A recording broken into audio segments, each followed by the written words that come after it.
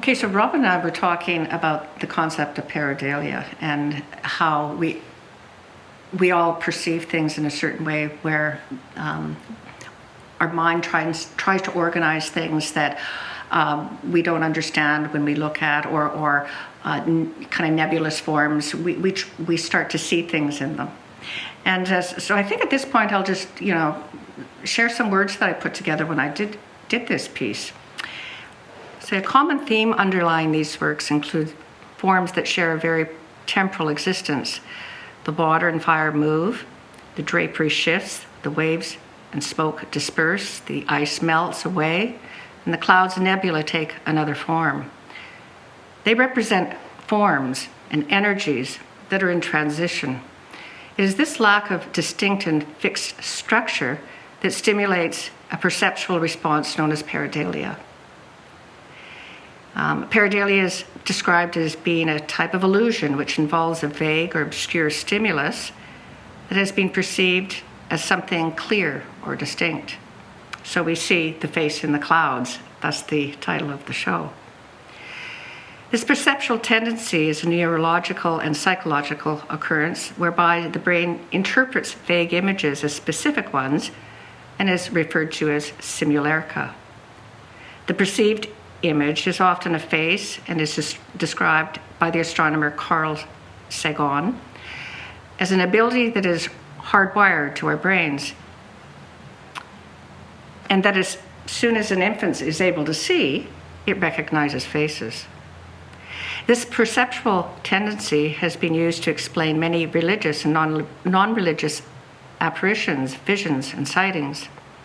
A vision of Satan in the smoke of one of the Trade Center towers on September 11th, the face of Jesus seen in one of the towers of the Pillars of Creation Nebula, and another in the Eagle Nebula are all examples of pareidolia.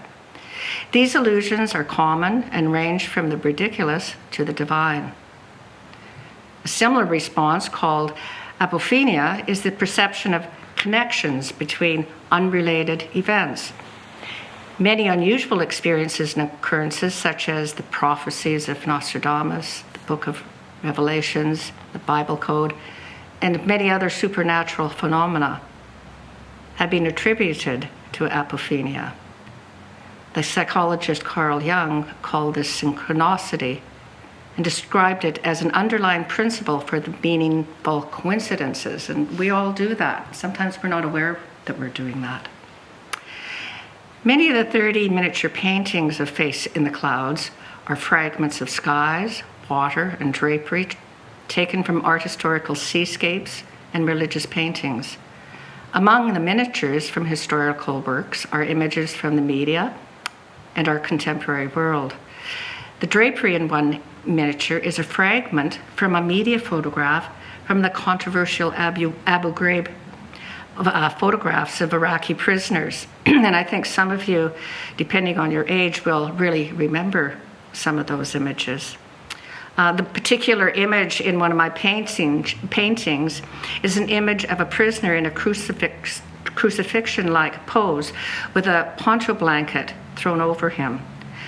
And you'll see in that image small black lines, which are wires connected to the prisoner's fingers, intending to terrify and tease him with a mock electrocution.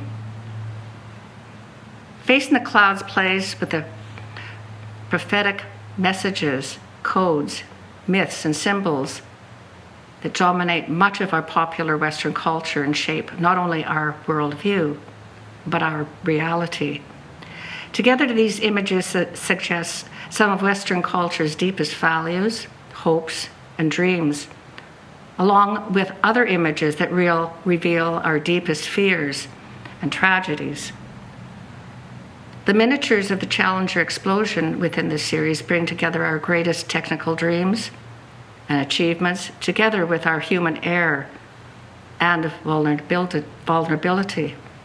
The Challenger story is now embedded in our culture as a contemporary form of the Greek legend of Icarus.